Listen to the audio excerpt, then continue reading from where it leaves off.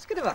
Elske, Ja, alsjeblieft. dankjewel. Ik hoop dat ze die smijtje mee. Oh, ik denk het al. En ik hoop dat wie die nog vaak weer omsjoggen in worden. Ja, En misschien hier ook wel hierachter om het twam bij ziekje.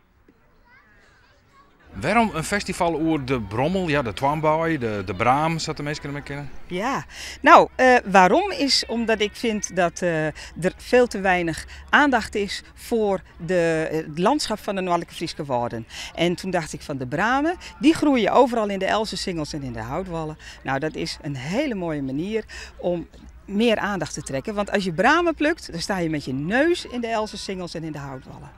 En toen dachten we van ja, hoe gaan we dat dan noemen? Hoe gaan we het allemaal aanpakken? Nou, een heel verhaal natuurlijk. Het heeft jaren geduurd voordat we zover kwamen. Maar Twambaaien, als je toeristen wilt trekken, dat werkt niet. Een bramen is zo'n heel gewoon woord. En toen bedacht iemand dat het woord brommels er ook is. En toen hebben we van de Frieske Academie gehoord dat het inderdaad een woord is voor bramen. Een Fries woord voor bramen, maar dan eeuwen geleden. Helemaal vergeten. Toen dachten wij, daar gaan we opnieuw leven in blazen. Ja. Dus vandaar brommels, met een uitroepteken. Ja. Maar het is net zo dat de Brommel bedriegen wordt. Nee, helemaal niet. Nee, zeker niet. Maar het landschap op zich, dat is nog best wel moeilijk om dat goed in stand te houden. En daarom is het wel belangrijk om juist dat het landschap met al die mooie bomenlanen, waar de boeren heel veel moeite en geld in moeten steken om dat goed te houden. Nou, daar mag best wel meer aandacht voor wezen. Want waar wij nou staan, daar komt de centrale aas, hè? Ja, klopt. Ja. Toevallig hier op deze plek. Maar er binnen een heleboel oren. Bij Jistrum en bij Noordburgum, daar zijn ook allemaal plekken waar we in het boerenland gaan. En dat heeft dan weer niet te maken met het Centraal Huis. Nee, oké. Maar dus de Twambaai, de Brommel als een soort van symbool voor het noordelijke Friese woord. En dat daar meer mensen komen matten? Ja, precies. Ja. En niet alleen de toeristen, maar ook de bewoners zelf. Want ik heb zo vaak gemerkt dat mensen zeggen van ja, de bewoners zelf. Van wat hebben wij nou aan het nationale landschap? De boer heeft er wat aan, oké, maar de mens kan niet. Die zien het landschap alleen vanaf de weg en vanaf de paden. En nu mogen ze op die ene dag het boerenland in.